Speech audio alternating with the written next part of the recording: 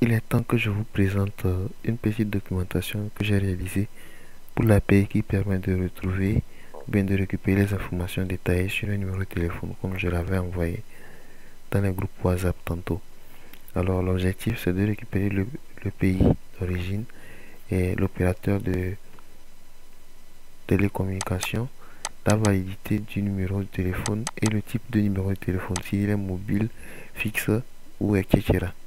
Alors, donc comment ça s'utilise? Il faut utiliser l'URL de base qui est slash phone number. Donc comme vous remarquez ici, c'est API phone number.versel.app.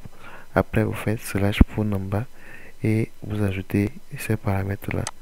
Avec la méthode get, vous faites phone number égal et vous mettez à la suite ce qu'il faut pour avoir le numéro de téléphone et les informations concernant ce numéro de téléphone. Donc n'oubliez pas d'ajouter l'indicatif plus 228. Nous sommes au Togo par exemple. Et à la suite, vous mettez votre numéro de téléphone ou bien le numéro de téléphone de celui que vous aimeriez avoir ou bien trouver des réponses. Donc c'est ce qui se passe. Maintenant, si c'est la méthode post, alors vous optez pour cette méthode. Vous envoyez dans la méthode post ce JSON là avec phone number, la clé et la valeur, ce que vous allez indiquer. Ça dépend du pays ou bien de ce que vous voulez chercher. Alors, quand vous finissez ça, le type de réponse, bien un exemple de réponse que vous aurez, c'est quelque chose comme ça. Comme vous l'avez remarqué sur le site. Et j'ai présenté un exemple de ce que vous aurez. Là, ça vous avantage. Pourquoi? Parce que dans l'intégration, vous pourrez directement savoir quelles sont les clés ou bien les valeurs qu'il faut attaquer directement.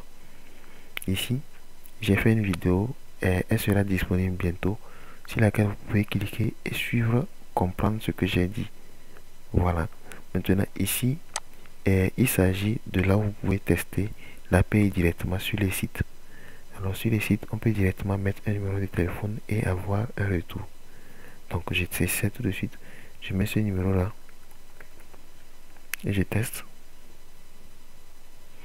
Et là, vous remarquez ici que on me dit que le numéro de téléphone n'est pas défini. Est-ce que c'est invalide? Est-ce que c'est un numéro de téléphone valide? Non. Pourquoi? Parce que je n'ai pas mis l'indicatif. Alors, je mets l'indicatif vite fait. Et quand je mets l'indicatif, comme vous l'avez remarqué, maintenant j'ai les informations réelles et les informations qui viennent vraiment d'une base de données qui contient ce numéro de téléphone en question.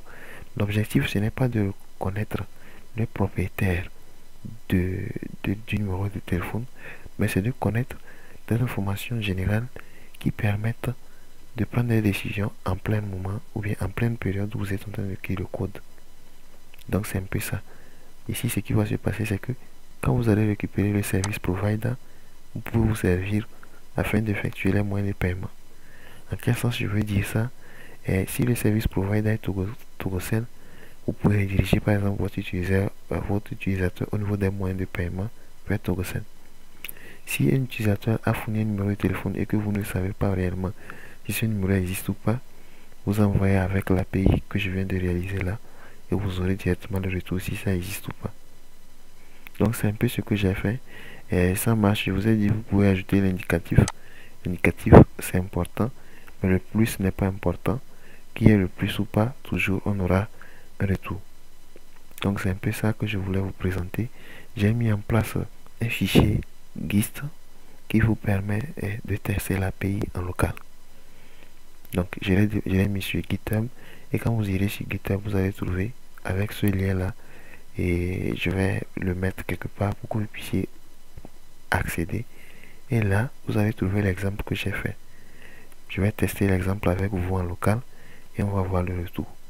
Voici le fichier que je vous ai présenté qui se trouve sur GIST. Ici, je vais le lancer. Python test API phone number. Quand je le lance comme ça, voici l'API qui me donne des retours. J'ai testé 4 numéros de téléphone. Ce numéro espacé par des virgules. Ce numéro ici, comme ça, et enfin celui-ci. Alors le premier a marché parce que ici je remarque que number type il a trouvé que c'est mobile. c'est un numéro de téléphone valide. Le deuxième a marché, le troisième a marché, mais le troisième n'a pas marché. Et pourquoi? Parce que vous l'avez remarqué tantôt, il n'y a pas de numéro de téléphone dans tout le monde entier qui soit constitué comme ça. Alors il a rejeté, il a dit que vraiment ça n'existe pas. Donc voilà, il s'est arrêté là. Enfin ici, si on remarque bien, on voit que le quatrième aussi a marché et il nous redirige vers où? Vers un autre pays, hein, l'Inde.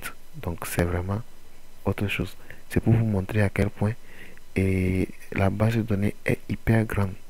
Donc toutes les informations concernant les numéros de téléphone que vous aimeriez avoir, vous les aurez ici avec l'API que j'ai mis en place. S'il y a des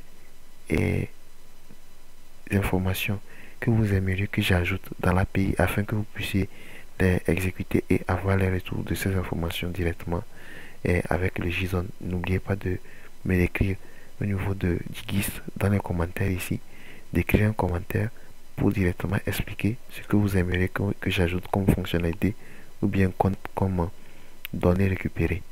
Je vous remercie et voilà, on se dit à la prochaine version pour une deuxième présentation.